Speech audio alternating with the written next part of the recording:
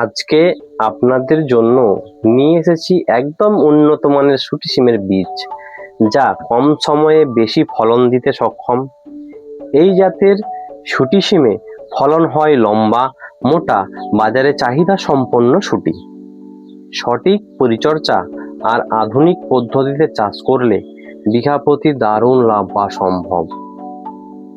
এই ভিডিওতে বপনের উপযুক্ত সঠিক সময় কখন, কিভাবে জমি প্রস্তুতি করবেন, বিঘায় কত বীজ লাগবে, গাছের দূরত্বের ব্যবধান কতটা রাখতে হবে, সেচ ব্যবস্থা কেমন ভাবে করবেন, কিভাবে সার পরিচর্যা করবেন, আর মাচা তৈরি কখন এবং কেমন করবেন, রোগ পোকার আক্রমণ হলে সেটি কিভাবে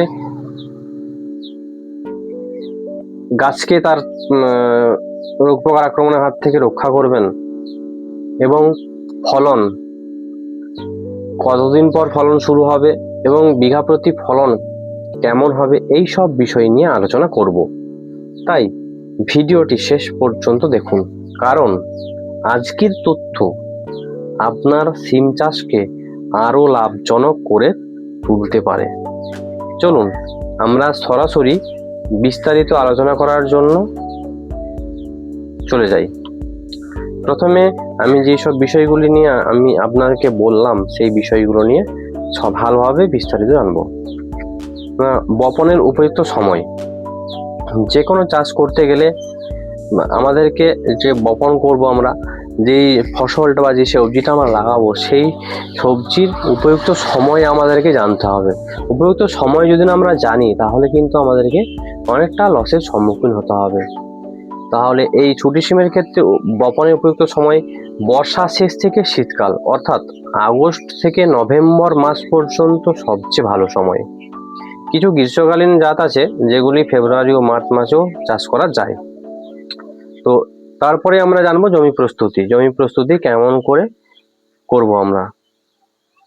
তো প্রথমে জমি প্রস্তুতি চাষ দেওয়ার আগে, জমি প্রস্তুতি যখন করবেন সেই মুহূর্তে চাষ দেওয়ার আগে আপনাকে পচা গোবর বা মুরগির সার বিঘা প্রতি দিতে হবে 6 থেকে 7 কুইন্টাল। নিমখোল দিতে হবে আপনাকে 8 থেকে 9 কুইন্টাল। আর জিপসাম দেবেন 8 থেকে 10 কেজি প্রতি বিঘাতে। এরপর চলে আসি আমরা বীজের পরিমাণে। না, বিঘা প্রতি কতটা বীজ লাগবে? না, প্রতি বিঘায় 1.5 থেকে 2 কিলো বীজ লাগবে শুটি সিমের ক্ষেত্রে। গাছের দূরত্বের ব্যবধান আমাকে কতটা রাখতে হবে?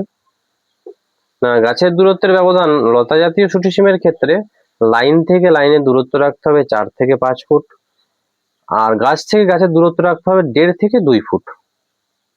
এরপর চলে আসে সেচ ব্যবস্থা। সেচ ব্যবস্থা কেমন করতে হবে? না, বীজ বপনের পর হালকা সেচ দেবেন। মাটি শুকিয়ে গেলে 7 থেকে 10 দিন পর পর সেচ দিতে হবে। সার ব্যবস্থা কতটা কেমন ভাবে কি করবেন? প্রতি বিঘায় ইউরিয়া দেবেন 20 থেকে 25 কিলো, টিএসপি দেবেন 25 থেকে 30 কিলো, এমওপি দেবেন 15 থেকে 20 কিলো।